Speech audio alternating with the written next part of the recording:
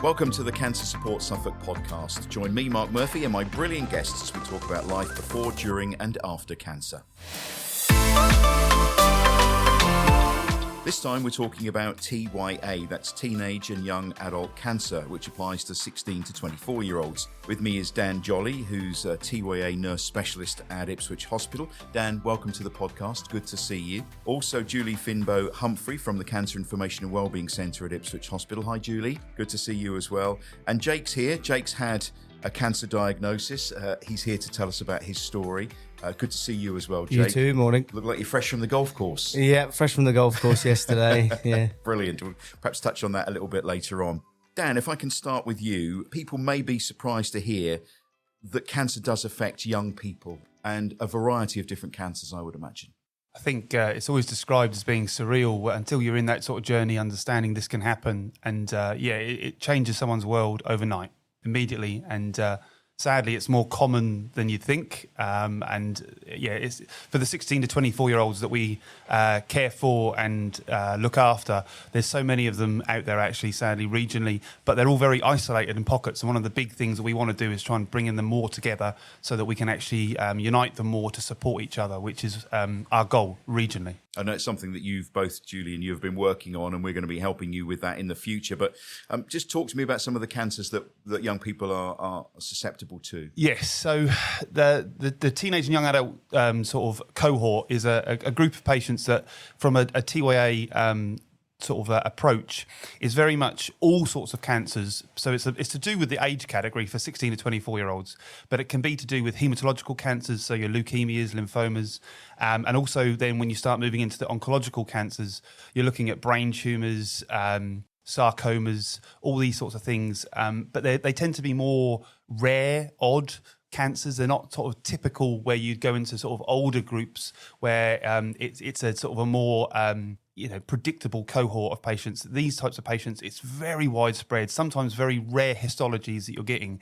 And so then it makes it difficult because then the local oncology team come across them a lot infrequently. So then again, it's about trying to sort of bring in the right people and to sort of network to allow these patients to get the right care and fast. I would imagine a lot of parents and young people think, it can't be cancer, can it? Exactly.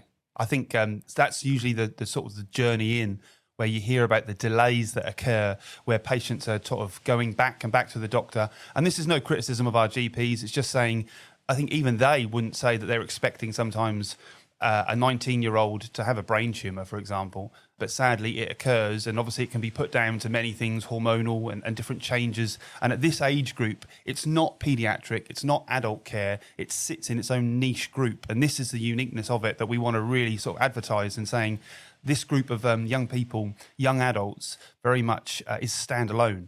And so it does need to be acknowledged, and it's acknowledged medically as being a standalone group. But yeah, the journey into it can be really delayed sometimes, frustratingly so, and you hear this time and time again. Jake, talk to me about your situation. What happened? When were you first poorly? What was the symptoms that you had? So I got diagnosed when I was 6 in 2009, and it was something as simple as a stomachache. So it was left, he'll be okay. And then went to the doctor and they prescribed me laxatives because they went, there's nothing wrong with him. He just needs to go to the toilet. And then I kept going back because it kept getting worse. And then it kept being, he's okay, he's fine. He just needs to do what he needs to do. And then eventually I went, no, he's not okay. Because I started to get a sort of a numbing pain down my right leg from where the tumour was sat on the nerves. And then from then on, it was pretty 100 miles an hour, fast pace, into Ipswich Hospital, quickly from Ipswich Hospital into Addenbrooke's Hospital. And then from there, it was just treatment, get it out sort of thing. And it was stomach cancer? Yes, yeah. It has a very long name. Yeah. But yeah, it was in my stomach, yeah. And you were 6? Yes, 6, yeah. Did you know what was going on? I had no idea. But when I speak to people about it now, they always asked, did I have it? No, I got no idea. It was more like, you're going to be doing this now, whether you like it or not, but you will be okay later on, which I imagine with anyone sort of that age is sort of the general experience of it. You don't know, but you will know later on, which is sort of where I'm at now. You're nodding away there, Dan. It's typical hearing this, and it also sort of reminds me how, like Jack's experience here, it's been one of those sort of stories where it's very young when you got diagnosed, wasn't it? And going forward, it's then not just beating the cancer and treating the cancer, it's living with the diagnosis. And I'm sure you'd say better than I can, but how then you get through life knowing that this has occurred, which then puts your guard up, whereas somebody, his age wouldn't necessarily then be thinking, gosh, is this symptom this, or is this twinge that? And so it makes you much more astute to this. And that can affect your day-to-day living, as I'm sure you can say more than I can, but it's something that I feel that is one of the big parts of this job, because it's about understanding it's not just completing chemotherapy, completing radiotherapy or whatever. It's about then what do you do going forward, living your life as you want to live it. You're playing golf, you're living life now. Yeah, how are you? How are you and yourself? I'm absolutely fine at the minute. Physically, there's no problems at all. But like Dan just said, afterwards, every little thing is then a massive thing. So if I get a pain in my knee, I go, oh, is it a pain in my knee or is it something more? And Dan will tell you, the amount of times I ring him with something that's absolutely nothing, but in my head, it's massive. And a lot of the people I've spoken to have been diagnosed as well, sort of share the same thing. As soon as you get that really big scare, everything is something, even though 90% of the time. It's frightening, isn't it? It's not. Yeah. Oh, terrifying. Yeah. Absolutely terrifying. How old were you when you were told it was cancer then, and you could understand what it meant? Probably 10 or 11, where it was sort of more, we can break it down and sort of, this is what happened at this time and this is how we got you here. It was probably 10 or 11. So it's still not old, but sort of old enough to like a weirdly old age where it's like we can explain what happened and how it happened. And what about your growing up? Because that clearly was very different to a lot of your friends. Were they aware of what was going on? Did you feel lonely at times? It's weird because I did feel lonely, but I had so much support. So when I was in the hospital, there was fundraising going on and the people at the school were wonderful. But then just after I came out and they sort of said, you're okay, but we're still going to keep an eye on you. One of my teachers got cancer as well. And then it was all just everyone together, making sure that it was fundraising, support. But it's weird because all that support, you do still feel a bit lonely, because I could tell you about everything that happened, but it's still sort of like my own experience, if that makes sense. It's still quite a lonely thing because you won't understand the same way that Dan will understand, the same way that everyone else will understand, if that makes sense. It's your personal experience, exactly, isn't it? Yeah, and everybody's different, aren't they, yeah. as well? It sounds as like you had, school friends, the school supporting you, the teacher. So it's really important that we talk about cancer, isn't it? And yes, we make people much more aware of early symptoms, early diagnosis, all of those things, whatever age we are. Absolutely. It needs to be spoken about more and more and more and more. So you're a real ambassador for this, a real... Yeah, well, I didn't used to be. Yeah. I used to be lock myself in a bedroom and then I'll deal with it later. But now... After going with Dan, unbelievable. Yeah. It was just talking to people, going to counselling, making sure that whatever's in your head comes out your mouth. Whether people understand it or not, it's just not then sat on you. It's not a weight anymore. Julie, can I bring you in? You're from the Information Centre and Wellbeing Centre at Ipswich Hospital, Deputy Manager there. Both you and Dan work very closely together to create an environment for people like Jack and others to get together, to share experiences, but also to have a good time. And it's been leading the way, hasn't it? Tell us about the project. Yes, so we've identified, thinking about what Jack and Dan have said, the importance of having something specific for this bespoke group of patients and their families, because this impacts the whole family. And, for every reason that Dan and, Jack have just said, that we need something different. And so we look to work, how could we do this? And very fortunately now Cancer Support Suffolk are going to be funding this going forward, which is great. So it's looking at things like emotional well-being, togetherness, physical activity, diet, nutrition, and all of the elements like, the symptoms that these young people can get and then fear the worst. So it's having that education element as well as part of the fun. And we do have fun generally at my expense. Oh, no, sorry, Dan's expense. You two, they're a bit of a double act, these two, aren't they? Yes, they are. Yeah. It's so important. And just thinking, you know, of Jack's experience, that's as well as being diagnosed so young, he transitions from the paediatric through TYA into adult care. So that's another kind of huge element for these young patients, you know, to kind of move through the TYA into adult care. So there's so many elements, whether you're diagnosed at 6, 10, 16, 23, you know, that whole cohort of patients, you know, the needs are there, and we're doing our very best to look to be able to support. And so part of this is organising a special day at Absolutely. Ufford Park. So a game of crazy golf, which is quite competitive, I understand. Yes, especially it is. you, Jack, I would imagine. Yeah, Absolutely. And between these two, game of break the ice. Yeah. So Jack could bring a family member, loved one along, Yeah. friend along. Then some spa sessions, lunch, and some breakout time. So what's that day like for you, Jack? I mean, you know, you don't really have to explain to others there, do you? You've already got that commonality of having a cancer diagnosis. Yeah, it's quite a weird feeling walking into a room of people that you don't know, but also you feel like you know really well already. Because the first 5 minutes, you're just like, there's already that it's like going into a room with someone and they play the same sport as you. There's something then you can talk about. There's no awkwardness. It's just, okay, cup of tea and relax. We'll just talk about this for an hour and just see where it takes us, or however long it takes. Sometimes it's longer. Sometimes people don't want to talk about it. There's people who sit in the corner and say nothing, but just take in what everyone else is saying. Not me, because I ramble on. You get me going. I won't stop.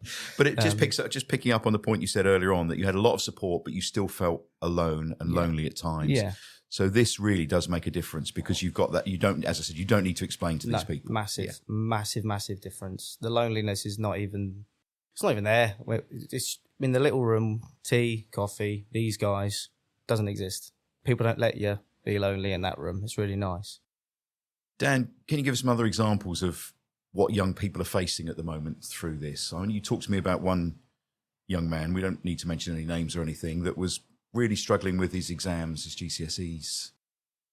Yeah, I think, as I said earlier, this always comes at a point in life where, you know, they're not in primary school. We're not talking about this sort of group of patients. We're not talking about people that are nearing retirement or in retirement. We're talking about a group of people that are going through maybe starting jobs, completing education, going into further education, wanting to start a family. And I think this is the sort of challenges that, you know, take cancer out of the equation. There's enough stress there already. Yeah, there is, yeah. And then you put cancer into the equation, and then everything becomes intensified with what's happening. And I think that's then sort of makes, obviously that's going to rock people's worlds, and they're going to be thinking, how do I now do these, complete these dreams? Will I live to see them through? All of these things. The survivorship is amazingly high. And a lot of these patients, over 85%, will survive through this. Obviously, it depends on the cancer type. As I said, we're talking about all cancers here, so it's going to vary tremendously between different types. But you are talking about the cure rates are actually, or to live with it, is very, very high, which is great.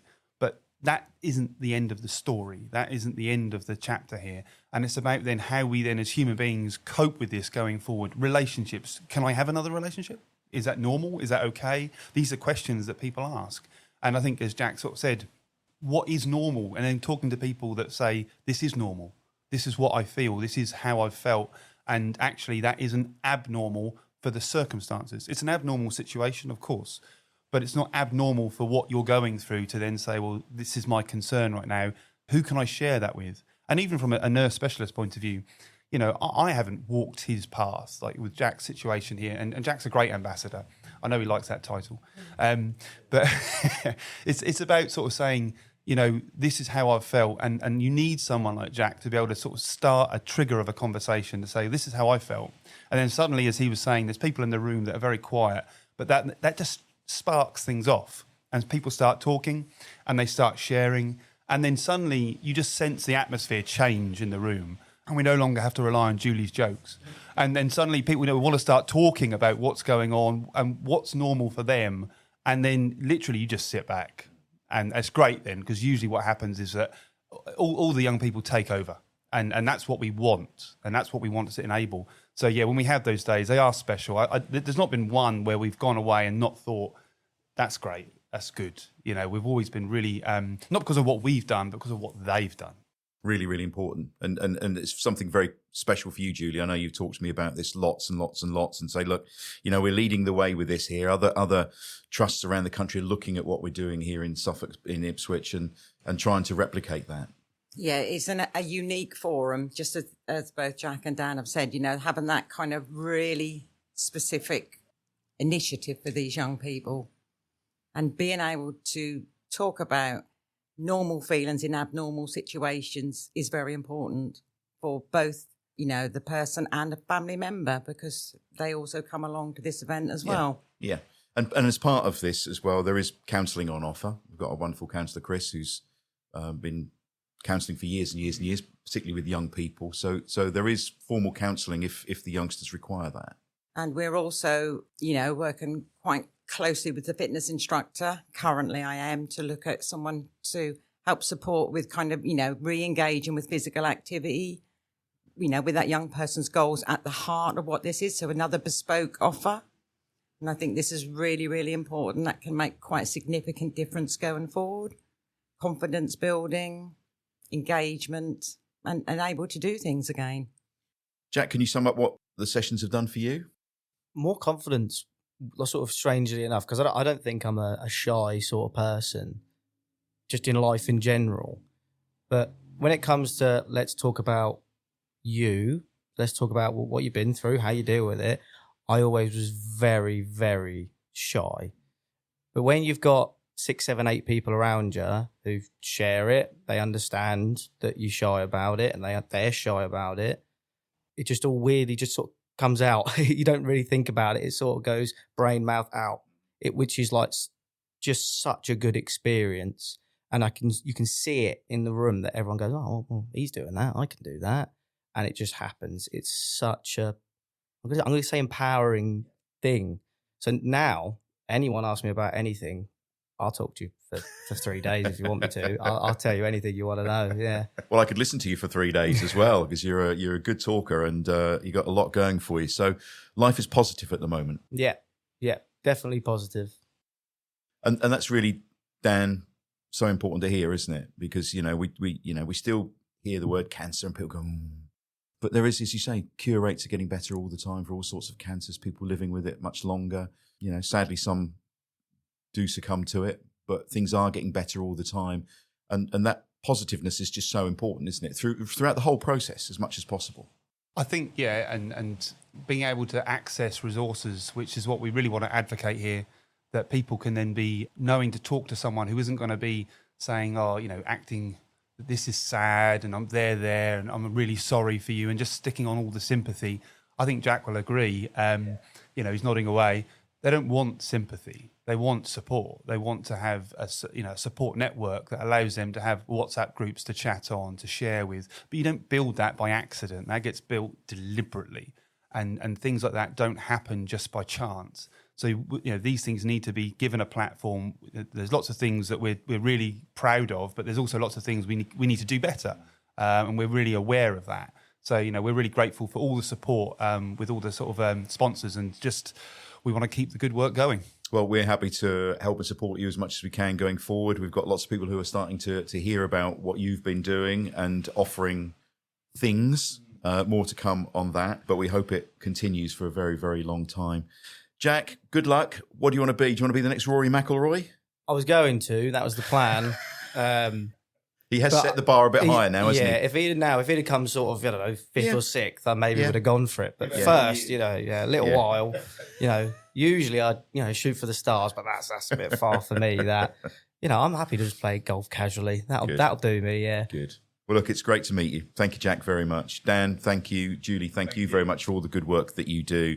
And if you want to find out more about the TYA services, then do contact the Cancer Information and Wellbeing Centre at Ipswich Hospital, and they can tell you more. Just ask for Julie. It's amazing work that you do. Thank you very much for coming in, and Jack, great to meet you as well.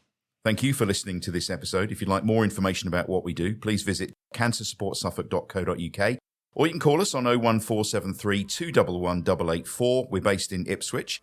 Cancer Support Suffolk is passionate about educating and supporting the people of Suffolk, and as a registered charity, we rely on donations and fundraising to be able to continue our vital work in the community. This podcast is the copyright of Cancer Support Suffolk and is produced and managed by podtalk.co.uk. It's supported by the Suffolk and North East Essex Integrated Care Board. Until next time, goodbye.